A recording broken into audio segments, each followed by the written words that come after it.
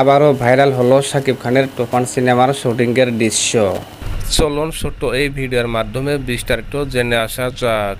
আপনারা অনেকেই জানেন ইতিমধ্যে শুরু হয়েছে শাকিব খানের তুফান সিনেমার শুটিং। ভারতে বিভিন্ন প্রদেশের তুফান সিনেমার পুরো টিম এই সিনেমার শুটিং শুরু করে দিয়েছে।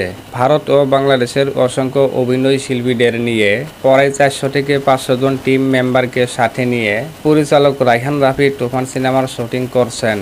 ভারতে বিভিন্ন শুটিং স্পটে এই সিনেমার শুটিং করা হচ্ছে। বিশেষ করে তেলুগু, তামিল, মুম্বাইয়ের সিনেমাগুলো যেসব লোকেশনে শুটিং করা হয় ঠিক সেই সব শুটিং শাকিব খানের তুফান সিনেমার শুটিং করা হচ্ছে।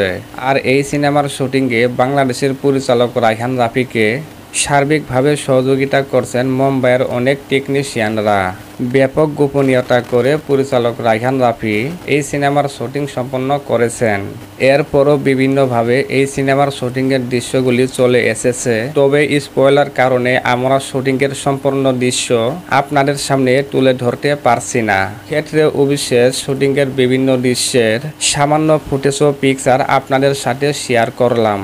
শুটিংয়ের দৃশ্যগুলি দেখার পর মনে হচ্ছে তুফান সিনেমাটি হতে যাচ্ছে শাকিব খানের জীবনের সর্বকালের সেরা সিনেমা। আর এই সিনেমার মাধ্যমে ভারত ও বাংলাদেশে শাকিব খানের ঝড় বইবে তাতে কোনো সন্দেহ নেই।